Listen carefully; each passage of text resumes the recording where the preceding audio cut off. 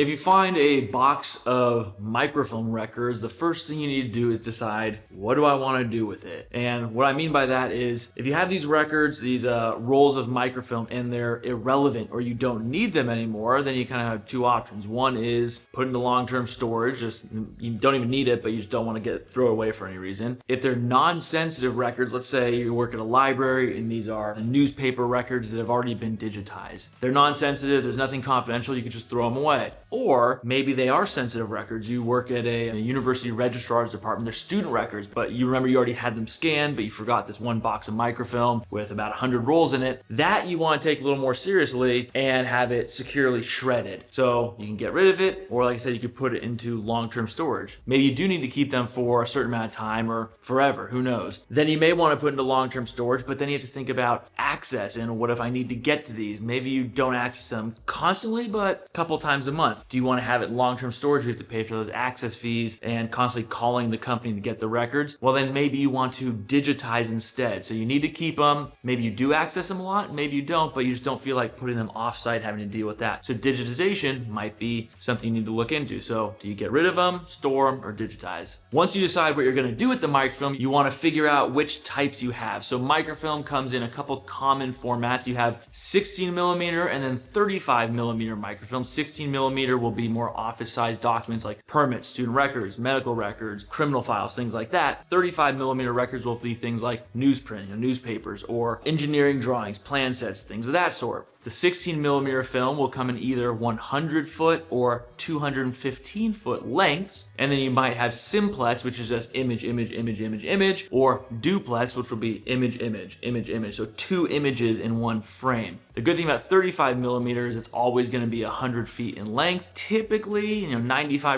of the time, it's going to be one image per frame. Occasionally, you may have something where whoever created the microfilm took photographs of multiple images in one frame. It wouldn't be really considered duplex or triplex or quadplex. It's just multiple images in a frame. But 95 plus 99% of the time, it's going to be one image per frame. So you want to figure out which type you have, because when you contact a company and to talk about scanning, they're going to ask you the same questions. So you've determined that you want to scan the film, let's say. You know which type it is. Now it's time to find the right scanning partner. And what you want to look at when you talk to a partner is how they create the project scope with you. Are they working collaboratively with you to build a project scope? Are they kind of shoving something down your throat? What are they doing? Are they listening to you and building out the specs based on the requirements you've been talking about? So communication with your scanning partner is critical. And within that scope, it's timing. So when will the project be done? If you need it done very quickly, but they can't get it in their schedule, probably not the best partner to choose. If you don't have a timeline, they can take however long they want and you have no issue with that, great. Or if they can work on that sweet spot of maybe it's not expedited, it's not urgent, but they're not saying it's going to take a year when it should only take a couple months.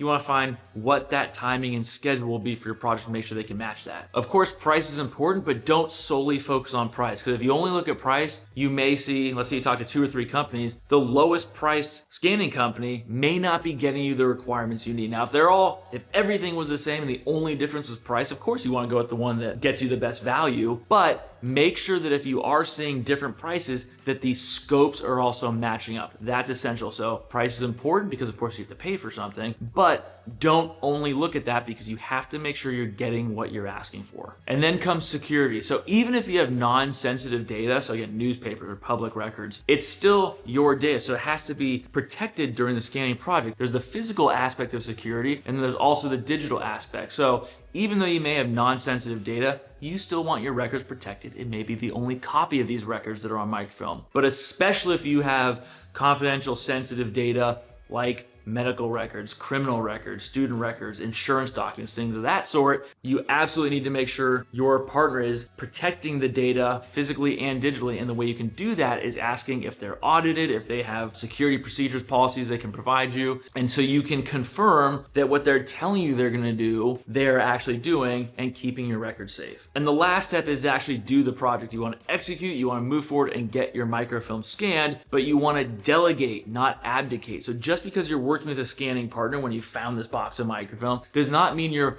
washing your hands of it and saying, all right, I'm out, let's hope for the best. You're assigning them the project, you're giving them your money, you're trusting them with the records, but you need to keep in touch and you want to be on top of it and make sure you're getting the information you need. If you're the type of person that wants to be told more frequently what's happening, let your scanning partner know. If you think, hey, just give me occasional updates and then like when we're close to the end, let me know when it's coming back to me, fine. But you're not just washing your hands and hoping for the best. You want to stay on top of it, make sure your partner's doing what they said they're going to do. That's your quick video on what to do if you find a box of microfilm, maybe a couple boxes. We suggest digitizing. We suggest looking at a couple different companies to work with. And what you're going to find linked in this video here are some underrated skills of a project leader. So when you're evaluating companies, you're talking to the people you'll be working with, make sure you see, do they have these skills? Are they going to run my project successfully? That's it. Thanks for watching.